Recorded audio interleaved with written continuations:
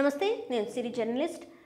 Urea చాలా రోజుల నుంచి రైతులు యూరియాల కోసం చాలా కష్టాలు పడుతున్నారు. ఎవరికైతే అంటే ఇది చాలా వరకు తెలుసు యూరియా కొరత ఉంది మన రాష్ట్రంలో అని చెప్పేసి. కానీ కాంగ్రెస్ నాయకులు మాత్రం దాన్ని ఒప్పుకుంటలేరు.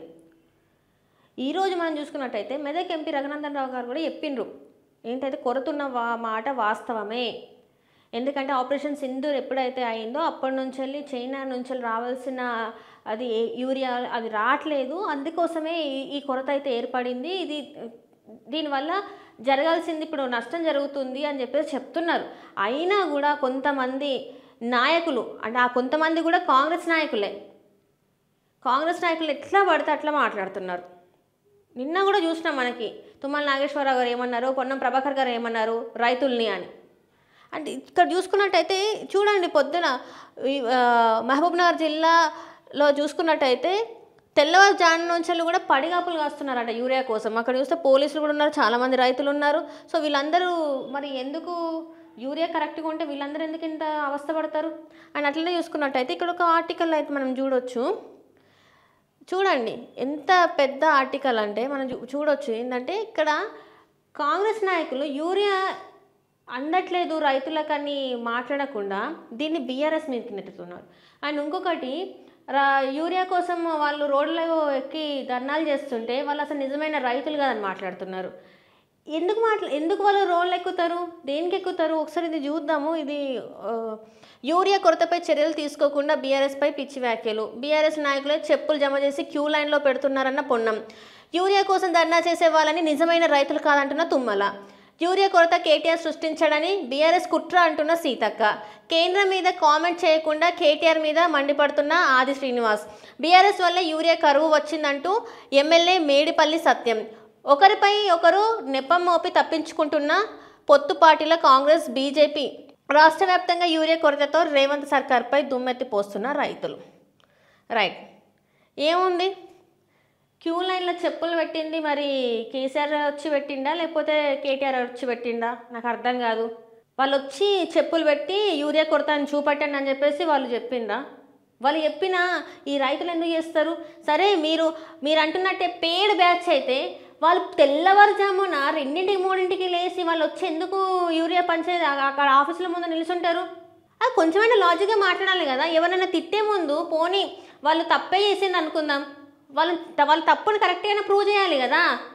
ఇది లేకపోతే కేసీఆర్, కేటీఆర్ లేకపోతే హరీష్ రావు ఇంకా ఎంతసేపు వాళ్ళ మీదనైనా 20 నెలల కాలం అవుతుంది, ఇంకా వాళ్ళ మీదనైనా వాళ్ళు నచ్చకనే మిమ్మల్ని ఎంచుకున్నాం రా బాబు అంటే ఇంకా మీరు వాళ్ళ మీదనే పడేసి మీ వంతు మీరు తెలంగాణలో ఉన్న ప్రజలకి ఏం చేయాలనుకున్నదో అది చెయ్యాలి కదా.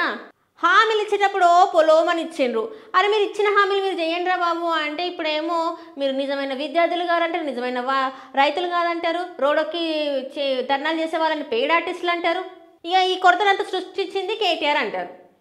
ఏం మాట్లాడుతున్నారు మీరు? అసలు ఏం చెప్పాలనుకుంటున్నారు ఇక్కడున్న ప్రజలకి? మీరు మొహం పెట్టుకొని తిరుగుతారా? మొహం పెట్టుకొని ప్రజల దగ్గరికి వచ్చి మాట్లాడతారా? ఇప్పటి వరకు ఏ ఒక్క కాంగ్రెస్ ఎమ్మెల్యే అయినా రైతుల దగ్గరికి పోయి మాట్లాడిన సంఘటన ఏదైనా ఉన్నదా? ధైర్యం చేస్తారా ఇప్పుడా? అసలు అక్కడికి పోయి మాట్లాడేంత ధైర్యం చేస్తారా? ఎంతసేపు వీళ్ళు పక్కనున్న అధికారులు వెళ్తున్నారు కానీ, అంటే అపోజిషన్ పార్టీలో ఉన్న నాయకులు వెళ్తున్నారు కానీ కాంగ్రెస్ నాయకులు వెళ్ళింది చూసిండ్రా? కాంగ్రెస్ నాయకులు అధికారంలో ఉండి కూడా పాదయాత్ర చేస్తారు.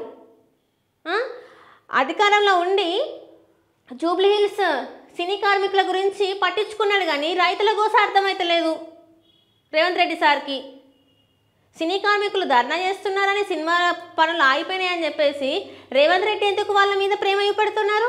ఎందుకంటే జూబ్లీ హిల్స్లో ఇప్పుడు ఆయన కాంగ్రెస్ అభ్యర్థి నిల్చుంటే కనీసం వాళ్ళ ఓట్లు అన్న పడాలని చెప్పేసి చూస్తాడు. వాళ్ళ మీద ప్రేమ కాదు, ఆ ఓట్లు కావాలి. ఇక్కడ ఓట్లు మీరు వేసేసిండ్రు, గెలిచిండ్రు, అయిపోయింది. 5 సంవత్సరాలు వీళ్ళే ఉంటారు. ఇక 2 సంవత్సరాల కాలం నాటికి వస్తుంది, ఇంకా 3 సంవత్సరాలు వీళ్ళే వెళ్ళొచ్చు ఏమైనా చేసి ఎట్లయినా. అంతే, ఓటుతో పని ఉన్న వాళ్ళతోనే వాళ్ళు పనులు చేస్తారు.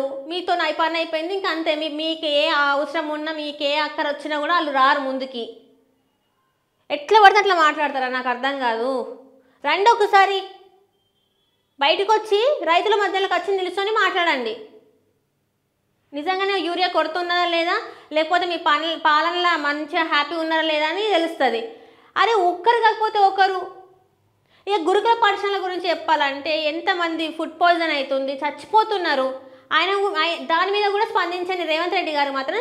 సినీ కార్మికులు ధర్నా చేస్తుంటే వాళ్ళ మధ్యన ఒక మీడియేటర్ ఉండి ఆ ధర్నా ఆపిచ్చి ఇప్పుడు మరి వాళ్ళకి ఒక సానుకూల పరిస్థితిని ఏర్పడిండ్రు. మరి దీనికి మరి రైతులకు వచ్చి ఒకటి చెప్పొచ్చు కదా, సరే మరి నిజంగానే యూరియా లేదు, కొన్ని రోజులు ఆగండి, మేము సరఫరా చేస్తాం, ఈ రోజు ఇన్ని రోజుల తర్వాత సరఫరా చేస్తామని ఏదన్నా ఒక హామీ ఇవ్వచ్చు కదా, అట్లీస్ట్ ఆ పనైనా చేయొచ్చు కదా.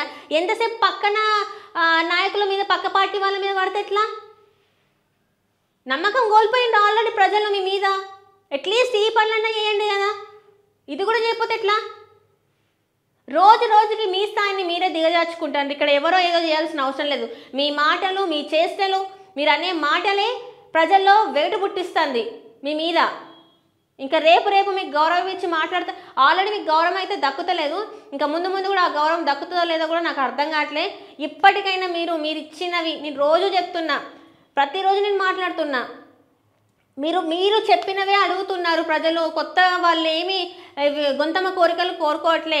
మీరిచ్చిన హామీలే, మీరిచ్చిన ఏవైతే వాళ్ళకి వాగ్దానాలు చేసిండ్రో అవే 100 రోజులలో చేస్తున్నారు, ఇంతవరకు చేయలేదు.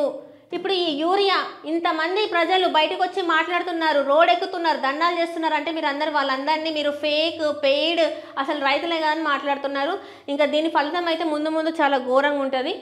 Thank you.